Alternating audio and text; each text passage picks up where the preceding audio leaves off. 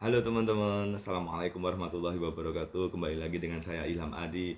Pada kesempatan kali ini saya akan kembali menjelaskan salah satu jenis ISO. Kali ini kita akan mencoba untuk menjelaskan tentang ISO 31000. Kalau kemarin kita sudah membahas soal 14001, habis itu ISO atau ISC 17025, maka kali ini kita akan mencoba untuk menjelaskan tentang ISO 31000, yaitu tentang manajemen resiko. Yang mana nanti di dalamnya itu ada beberapa jenis, bukan jenis sih, tentang pengertian resiko, apa sih ISO 31000, terus 11 kriteria untuk kita menjelaskan apa kita mengantisipasi risk gitu, supaya dalam melakukan kegiatan organisasi atau perusahaan itu kita bisa memiliki satu standar tentang manajemen resiko itu sendiri. Untuk itu mari kita coba jelaskan lagi tentang manajemen resiko melalui ISO 31000. Oke, check it out.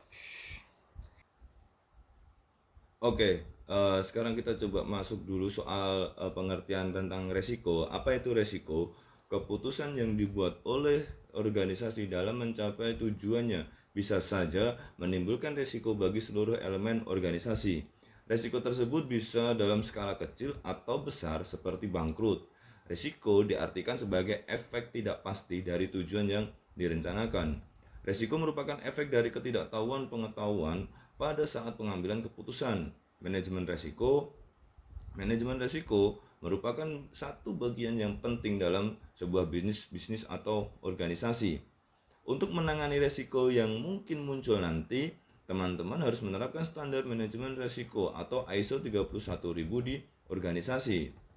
Nah, sekarang kita coba masuk lagi soal apa itu ISO 31000.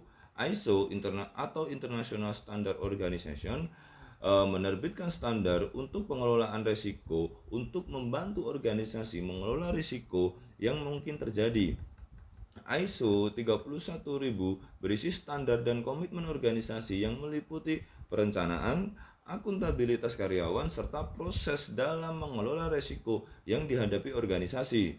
Standarisasi ini berlaku untuk semua organisasi atau perusahaan, apapun jenis industrinya, ukurannya, dan semua jenis resiko yang dihadapinya. ISO versi terbaru yang diterbitkan tahun 2018 atau ISO 31000 tahun 2018 memberikan pedoman, bukan persyaratan, sehingga belum ada sertifikasinya. Ini dapat digunakan untuk audit manajemen risiko serta fleksibilitas kepada para manajer untuk menerapkan standar yang sesuai dengan tujuan organisasi. Versi revisi ISO 31000 memiliki fokus pada integrasi organisasi dan peran pemimpin serta tanggung jawabnya. Proses dan kinerja 31000 ISO 31000 harus terintegrasi dengan sistem manajemen yang meliputi strategi dan perencanaan, ketahanan, teknologi informasi, sumber daya manusia, kepatuhan, kualitas, kesehatan dan keselamatan, kelangsungan bisnis, serta manajemen krisis dan keamanan. Apa itu? Tentunya ada elemen dalam dasar ISO 31000. Standar ISO 31000 memiliki 3 elemen dasar dalam penerapannya. Apa saja itu? Yang pertama adalah soal prinsip, sebuah dasar atau pedoman tentang manajemen risiko yang efektif dan efisien. Yang kedua adalah kerangka kerja, berupa aturan atau panduan yang terstruktur dan sistematis dalam kegiatan dan fungsi organisasi. Yang ketiga adalah tentang proses, kegiatan mengenali, menganalisa, dan mengantisipasi risiko yang saling berkaitan. Apa sih manfaat dari ISO 31000? ISO 31000 membantu organisasi mengembangkan strategi manajemen risiko untuk mengenali dan melakukan mitigasi risiko secara efektif. Dengan cara tersebut akan lebih mudah mencapai tujuan dan melindungi aset organisasi. Menerapkan ISO 31000 juga dapat membantu perusahaan mengambil keputusan yang lebih efektif dan informatif terhadap sumber daya dan meningkatkan kinerja perusahaan. Lalu proses penerapan ISO 31000 itu bagaimana?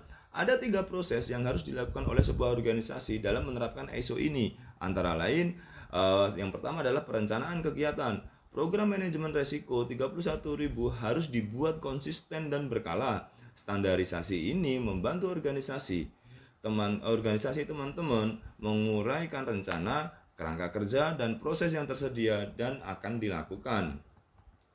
ISO 31000 mengharuskan teman-teman membentuk proses analisis resiko, solusi, dan rencana serta pengawasan manajemen resiko yang berkelanjutan. Yang kedua adalah penerapan rencana. Setelah membuat rencana dan kegiatan, selanjutnya teman-teman diwajibkan melakukan penerapan dari perencanaan dan proses manajemen resiko. Panduan untuk penerapannya terdapat dalam standar ISO 31000 yang meliputi dokumentasi untuk rencana dan cara mengelola manajemen risiko di organisasi teman-teman atau di perusahaan teman-teman.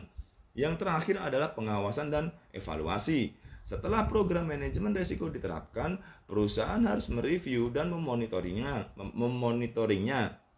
Proses review ini bisa berupa akuntabilitas, kerangka kerja, integrasi dari kegiatan perencanaan, proses, serta analisis dan solusi untuk mengurangi resiko yang dihadapi perusahaan. Dalam ISO ini juga terdapat cara mencatat review dan monitor hasil yang sudah dilakukan. Lantas prinsip manajemen resiko pada ISO 31000 itu apa saja gitu? Ada 11 prinsip yang menjadi pedoman dalam penerapan manajemen resiko. Yang pertama adalah memberikan dan menjaga value organisasi. Yang kedua adalah kesatuan dari proses organisasi. Yang ketiga, pengambilan keputusan. Yang keempat, memperjelas ketidakpastian, sistematis, terstruktur, dan tepat waktu. Yang keenam, berdasarkan informasi terbaik yang ada. Yang ketujuh, disesuaikan kebutuhan organisasi. 8. Memperhitungkan faktor budaya dan manusia. Dan yang ke-9 adalah transparan dan inklusif.